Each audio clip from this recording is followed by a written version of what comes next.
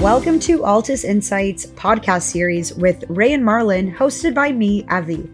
This podcast will cover monthly market updates and construction cost impacts across major markets in Canada.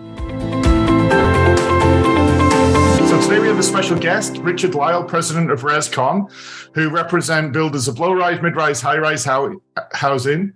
And as usual, we got Ray darkening our door, and for once it's not in some seedy motel somewhere in Calgary or Vancouver. Today, we're going to discuss the government of Ontario's plan to build 1.5 million homes over the next 10 years to help tackle the massive housing affordability crisis we face today. Richard, do you want to do a quick introduction to yourself and the team over at RESCON? Sure. Yeah. I run an organization called RESCON, which is a builders council. Our focus is on what actually happens when you build a building and all things related to that. A lot of our work is directed at kind of making the system better because, of course, housing is a very complex industry and there's many parts to it.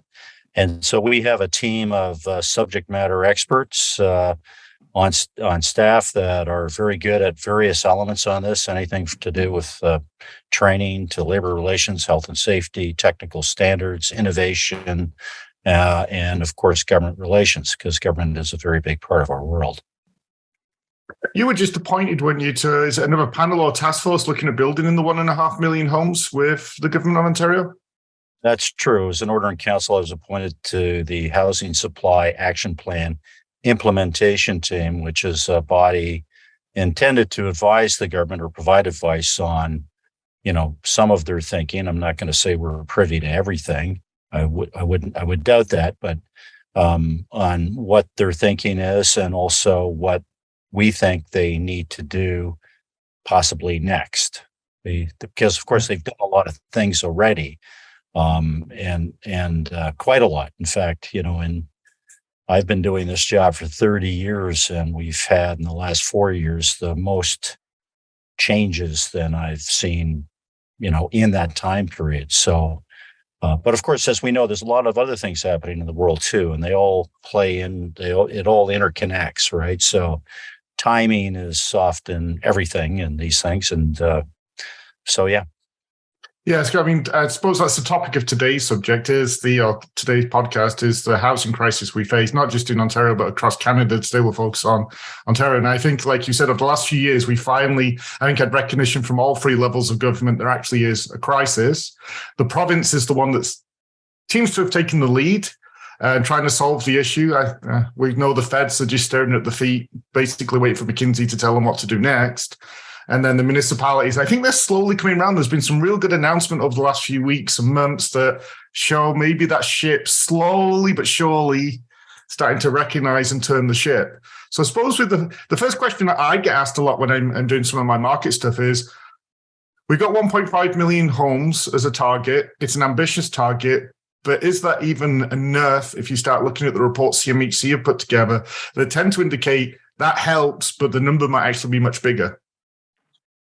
Well, yeah, you're right. But let me first start by saying, I want to say something I think it's important, that there is a housing crisis sort of in many parts of the developed world, but we happen to be in a particularly bad situation.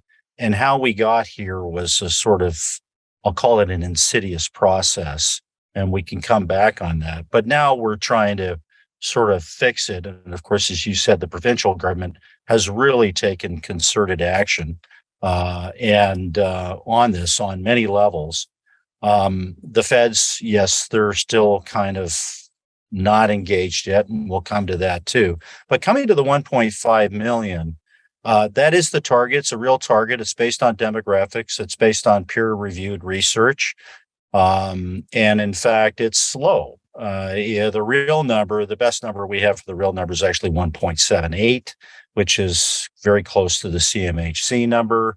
Call it 1.8 over 10 years. Now we're into it a little bit already. But that is a real number. And, to get there, it essentially means we've got to pretty much double the amount of housing we're producing right now. Yeah. And Ray, have you, on the research side, you guys seen any change so far towards the 1.5 million? Well,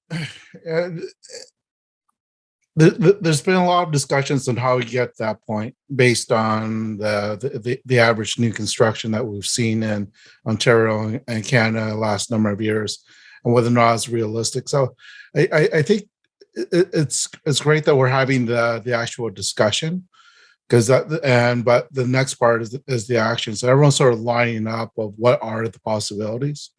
So whether or not you like the policies of the provincial government or not, I think the key is that we're having that discussion.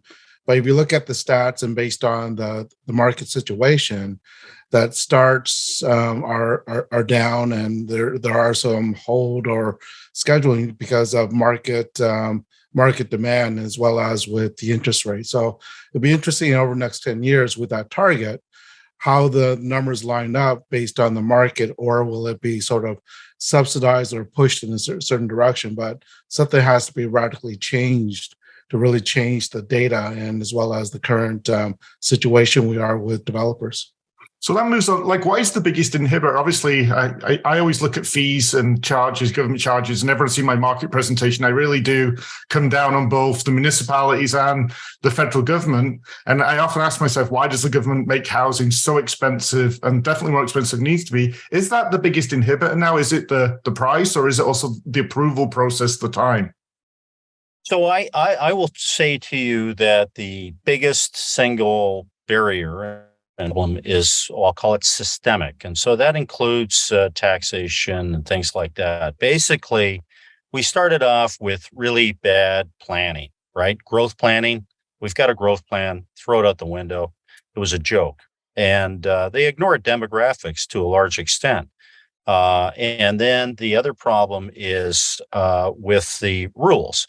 So we've calculated, we've got 45 different government bodies and agencies that are involved in the decision-making process on a new project. Compare that to Singapore, that's considered the most advanced jurisdiction in the world on building approval. They have 12. So we've got 4 times that, but it's more than just 4 times, because, you start doing that, what do you want to call it, the spider web of things. And then as things get more complex, it takes that much longer to do. And then taxes. We tax housing like you tax alcohol or tobacco, which, when you think about the fact that housing is a need, like food, that's crazy. But that's what we're doing and have done. And it's gotten worse and worse and worse, to the point now where taxes, fees, and levies on a new house or a condo or whatever is about 31% of the cost. So think about that for a minute. You got $1 million piece of real estate that you want to buy. You're a young millennial. $310,000 is taxes, fees, and levies. Then you get into some other stuff beyond that, the inefficiencies of the system and so on and so forth. So, it's terrible. Now, the biggest beneficiary of that tax system, ironically, and actually the biggest profiteer in housing, is the federal government. The federal government gets about 39% of the loot, right? But in terms of, say, for example, public infrastructure investment in Ontario, they're only account for about 7.1% of that. So there's a lot of money, billions of dollars every year, going to the federal government in new housing taxes, and it's not coming back. And we can't afford that, because, you hear the stories about, like in Toronto, and the numbers are so crazy, it's hard to compute. $240,000 income to play. That gets you a big fat mortgage, right? Now, when you think about $310,000 being just taxes, fees, and levies, I mean, no wonder we're really starting to lose talent. In fact, we're losing new immigrants that are very talented, because they've come here to try to do innovative things and create a new life and businesses and whatever. You can't afford to live here. And then don't even get me started on foreign students. So, the systemic problem is the biggest problem. The huge part of that is the way we tax housing, which is insane. And it's gone up. By the way, it's been like the growth rate on taxes. If you look at just development charges 10 or 12 years ago in Toronto on a 2-bedroom condo, it was like $8,000. Today, it's $88,000. Why? Well, they've got this cockamamie argument about growth pays for growth, which is, it's baloney. Because, it's the new condo owner or the new renter that has been paying for that. And the problem is they don't really have a voice in the game, right? They're not some powerful ratepayers association with loads of pitchforks and torches and all that stuff. And, and then they really don't have much of an effect on the politicians, many of whom pander directly or indirectly to some of these NIMBY groups, and there's, as was said, there's lots of good talk now, a lot of great talk, and there's a lot of good plans now to fix things. I don't say that all the talk is right or all the plans are right, but implementation is the key. And this is what we got to do. We got to implement these changes and make it happen. There has to be a cultural change. For example, in some of the bureaucracies, the development industry and builders are not the enemy. We build everything. We even build the social housing. We're not the bad people in this equation, but that's often the way they're treated. And delays are sort of dished out regularly, without regard to what does it mean to the cost of housing? What does it mean to future renters and buyers? And what does it mean to millennials? I mean, like the mental health consequences of some of this stuff are crazy. Young people today, they'll never own a home, right? And then, one of the things I want to do is compare that 31% in taxes to what their parents paid. And I guarantee you, I'm going to have that number soon. So stay tuned. We can have another discussion about this. It's going to be a huge number. And you know what? There's no excuse for it. None. Well, Ray's an old guy. He can probably tell you the number off the top of his head. But sorry, Ray. I think just to segue to that, maybe Ray, you can hop in. The other side of the market, it's not just that. It's you're today visiting with a developer that specializes in purposeful rental. That side of the market has been hammered as well. I know Ray's been looking at that sort of stuff recently, but rents have gone crazy because there's a shortage of houses. So one side, the other balances, and rental gets hammered with those same fees and charges. And we know Bill 23 did some to help, but if you're losing 50 million and someone gives you 4 million, realistically, thanks, but doesn't really cover the bases. So Ray, do you want to talk about some of the stuff you've been looking at in purposeful rental and trying to make stuff work? Well, the challenge with it, especially with the market,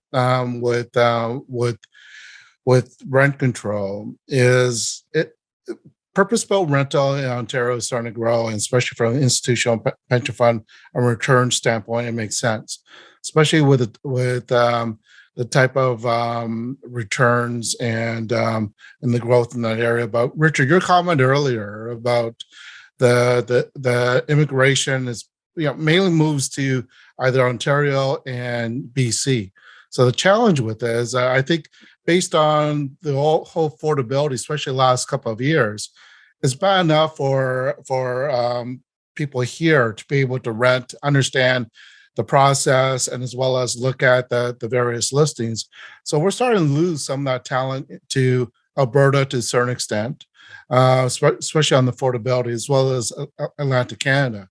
So from the rental standpoint, that you have the purpose-built rental, but the other stock that you're starting to hit a little bit based on the foreign buyer restrictions is the condo market, which is also a sort of a outlet for rentals, right? So some of the policies are well intended, but the challenge we're dealing with is some of the changes they're making to the policy is actually inhibiting some of the aspects of the rental stock. But purpose-built rental, it's evolving and changing, but that's getting a little bit more expensive. Again, Richard, what you said earlier, based on the demographics and where that demand's coming from. So there has to be a balance there that we don't have yet, just because of the very low vacancy rate on the multifamily side. Yeah. And I think we segue good here is we know we have a mayoral race in Toronto. Toronto's going to bear the biggest weight for accommodating those houses and have the highest targets. We did see our friend Matt Lowe come out with his new cunning plan to cut developers out of housing by building 15,000 homes for $300 million, basically the average cost of a kitchen reno. Not sure how much he thinks developers are making on projects, but apparently it's a lot. So is there anything you guys are looking for or fear in the upcoming election that could actually set some of this good work backwards, in that it tends to be once Toronto jumps, some of the other big municipalities tend to follow suit, and we seem to be making headway, but now we could have a new mayor to deal with. Well, you got that right. I mean, Toronto does have a housing action plan, which is good. Although yesterday, some people went to a meeting with the new Development and Growth Division, and apparently, I've heard the name is being changed to the Development and Review Division now, or something like that, which you go, oh my God, here we go.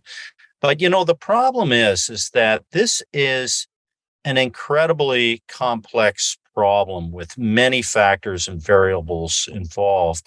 And just the systemic issues alone, like zoning and site plan approvals processes, the technocracy related to that is very complex. And so, this is no time for amateur hour, right? And so, yes, politicians will be politicians. Matt Lowe's, he came up with the idea. It's really kind of an extension of Create TO, an extra department or something like that. But it's another one of these things, 15,000 units over how many years? Are the numbers even real? Where's the breakdown of the plan? And 15,000 units, not really going to get us very far. It's good if it can be done. But they cook up these ideas sort of out of their back pocket, well, let's do this. And it's not a solution. It's just politics. So we have to sort of separate the two things. And then, people have to remember, and they forget this, 90% of housing is private sector. And at its peak, government's share of housing production, which is, I think, sometime about 30 odd years ago, I'm going to check that, was 14%. So the first thing they have to do is say, how do we get the market working? Right? Because it's not working properly. I mean, it works very effectively. Like people say, well, you got 238 cranes in the sky, 4 times more than any other city. And I say, yeah, we're really good at that. But that's also a stark example of the dysfunctionality of our market, because forget about mid-rise housing, forget about missing middle housing, et cetera. I mean, there's things that we're just not doing at all, right? Yeah, we're really good over here. And then it gets attacked and criticized, and it gets bunched up into certain areas and, all that stuff. So I think one of the things that, and data, don't get me started on data and the information that they're working off of, because they don't really know where things are going yet. And there's some efforts being made on that score to improve the information so we can make better decisions. But there is no real breakdown of what are the different things we need. I mean, Ray's absolutely right. Purpose-built rental housing it's improved in recent years for good reasons, but it's nowhere near where it should be. I mean, in the U.S. in the last few years, they've had a building boom in purpose-built rental housing, like huge. It should have happened here. Our economies are so similar, but it's not happening here because our system is dysfunctional. It's broken. No, and on your point of social housing, the 15,000 makes no difference almost. The backlog TCHC right now, I believe, for social housing alone, not just affordable, is 90 to 95,000. Average wait time to get a 3-bedroom unit is 15 years. The same for a 1-bedroom. A 2-bedroom is slightly shorter at 13 years, which I'm not sure that's overly helpful. It was funny, I was having a conversation with my dad on the weekend explaining it to him. He's in the UK. He's like, how the hell does anybody live there? So, I mean, Ray... Yeah, Ray, you got any thoughts on the Toronto, in specifically how this can all go even worse than it is right now with the mayoral race? Well, with Richard's comment on the U.S., the whole thing is that it's actually reverse trends there. That based on that overbuilding, their rents are actually going down, so heading into a little bit more better direction than ours. But again, I like the whole thing with especially the timing of this mayor's race of the discussion. And hopefully with the discussion, there's different ideas to address, and it also highlights some of the challenges, because we're in the Vancouver last week with the real estate forum there. And basically came out of that conference with, if you're looking to build a multi-purpose built residential, you're looking at from start to finish between 7 to 10 years, right? And so I think this race is good because it's going to highlight some of the challenges and bring things to the forefront, But again, I agree with Richard's comment. It's great that we're talking about this, but the key is the execution going forward. So I'm optimistic that with these discussions that we will see change, but at the same time, I'm just not that positive going forward if some of these things will actually be implemented. Yeah, I love the diagram someone posted on LinkedIn, and they had like, this is the population of Toronto in 2021. It's like shrinking everywhere, other than these big dark lines that follow like the certain nodes where there's high rise. You kind of go, there's less and less people in this space. And I think someone posted today about how much that high rise now takes up, like, it's got like 45% of all people and 8% of the land. And that's basically the way it's moved over the years. And you just kind of go, it's ridiculous. So one thing I want to do is, before we close stuff off, is Richard's a huge proponent of technology. I tend to be negative a little bit on technology. Richard likes the technology, the data. We've had discussions on digital twins a little bit. Ray's the data guy. So how do you think that sort of stuff's going to change the way we think and we actually do in the future? Because it's going to make a change no matter what we say. So Richard, if you want to throw your hat in first on this side of things. Well, you're right. I am a big fan. And I think one of the reasons for that is because other jurisdictions are already doing a lot of this stuff to very good effect. So it's not like we're creating something new or, weird and wonderful, or taking a risk with this stuff. It's about updating our processes, modernizing our systems, having that interoperability between disconnected departments. So, you can have a modern, streamlined approvals process where you have a one window. It is effective. There is transparency and accountability where you can impose performance standards and say, hey, look, if you haven't responded in 30 days and there's no reason why you can't, then we're just going to move on without you. We don't care what you think about, whatever department or division or organization it might be, because we've got to get this stuff done. I mean, I and I could tell you stories about that. So things like digital twinning, BIM, GIS, AR, VR, AI, all the technology that we need to incorporate is there. Now, I'm not saying it's not easy. And it's not going to solve our immediate problems, because this stuff is going to take time to implement. But we have to move in that direction. And for God's sakes, we should be a leader on this. I mean, right now, according to the OECD, we rank 34th out of 35 countries. The last country is Slovenia. And I think the only thing I know about Slovenia is that's where Donald Trump's wife came from. That's it. Other than that, I don't really care, And obviously, we're Altus, big data company. Ray, I don't know you, I find the quality of data use in Canada isn't quite as good as the US, based on what we've seen with Ryomi and those sort of companies we've acquired, and the stuff they just show you such a higher level of detail for decision making that I don't know if the Canadian government even has that available to them. It's expensive, right? So because it's also a bigger population, and you can spread the costs. So you're absolutely right. The data sets that they're dealing with, and look at the demographics and changes. I think data is always good, and that it creates better transparency, and as well as it takes account with possible changes, and especially with the type of immigration that we're getting and the growth in certain characteristics based on the millennial. So I think we're always going to be behind on that area, and I'm not sure what that solution is to make the information more available to other people, that other people can actually use the information in a more innovative way. So I think that's always going to be the challenge with it. But I think that's the push that the leaders in the sector will have, in that being able to exchange and have these type of discussions, exchange ideas. But I think data is key, but I think there's some restrictions attached to it. And I think data and innovation is the key going forward to help us through some of these solutions. Yeah, I think a lot of decisions, people are just taking a flyer at it. It's not necessarily based on rational information.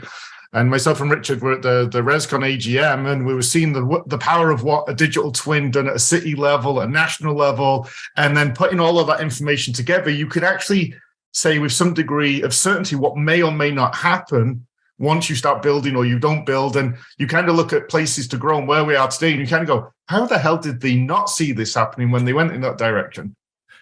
And absolutely. And, one other thing I'm going to throw this in that I like to work on, and we do have the capabilities, we need to be running simulations. We need to measure what are the consequences of failure. We're not doing that. So in terms of running simulations, what if you take a block of changes and introduce them, what's the effect going to be? If you don't do that, what's going to happen? And we know what's going to happen if we don't deal with some of this stuff to a certain extent, but it's not accurate. And then we need to break it down to what should be the share of purpose-built rental, the different housing formats and occupancies and so on, and social housing, and what are those targets that we need to hit within different communities. We got to break this thing down.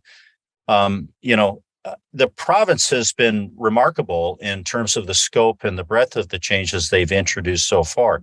But the thing that some people are missing is that this problem is so big and it's so bad, and it's going to get worse before it gets better. And unfortunately, I think in a few areas, we're going to have to hit some serious walls before some people really wake up, because we do have a lot of people now. It's good. A lot of people are actually doing things. A lot of people are still talking. But then behind the scenes, they're not walking the talk. And in fact, the barriers are still there. The approvals process is not getting improved. In fact, it's even getting worse, because, they have the argument, well, we don't have the people, well, then maybe you need to look at what exactly those people are actually doing for a living. Because I guarantee you, a lot of them aren't doing much or not enough. There's an issue there. And then some of the stuff that they're doing, we don't need it because someone else is already doing it. And we have professionals in our company. We've got architects, engineers. They're the ones that really go through the serious training on technical issues and stuff like that. We've got too much mission creep, too many fingers in the pie. It's gummed up the process. We're not building the housing we need to build. And a lot of people, the worst thing of all is people and kids are really suffering as a result of this, because this does have huge implications for healthcare and education. Let's not forget that. And you know what? We're starting to see, and the surprise thing from Waterloo University, that a 94 in math out of high school might be an 80. I guarantee you some of these issues are factored into that too as well. So, this is, it is a crisis, and people, they need to look at the definition. That means urgent action needed now, not tomorrow, right? So. Well, and I think at some point, maybe not for this podcast, a future one, a discussion on the downstream impact. Once we build the houses, we need infrastructure. And I know you're involved heavily in that side and the underspend on infrastructure. So maybe we'll keep that one back for a future topic, and how much we've underspent actually just on infrastructure for a future podcast that does have a massive impact. And also rolls into one of Ray's favorite subjects around offices, industrial, and how all of the real estate ties together. So we're getting close to the end. So final question, and you can answer it any way you like. Can we build 1.5 million homes in 10 years? I'll let Ray answer that. Yeah, we can. I'm not going to put you on the spot. You know what? We can do it, but we've got to play to perfection. We really need to turn on all the taps, and we're not there yet. And one of the big ways that has to happen, and it's almost like on a Marshall Plan type scale, which is offsite construction, modular housing, panelized housing. And we got to get immigration right. We got to get our, I'm not going to say training apprenticeship, but young people really clear up those pathways. We need the investment because, we got a big challenge coming now. It's going to be, a little bit of a liquidity crunch coming, right?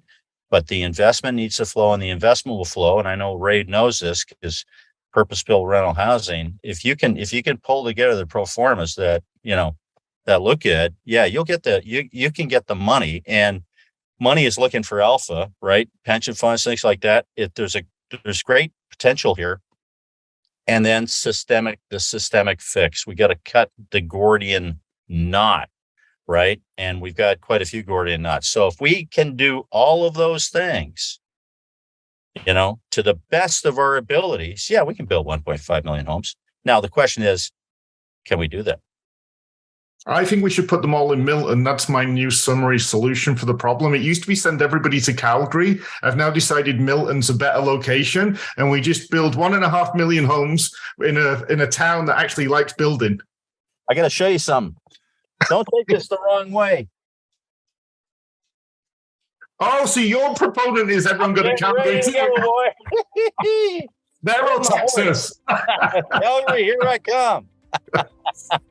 Ray, did you have anything else to add? Because that might be the perfect ending. No, absolutely not. Richard, I totally agree with you. We just need to be able to mobilize. But perfect summary.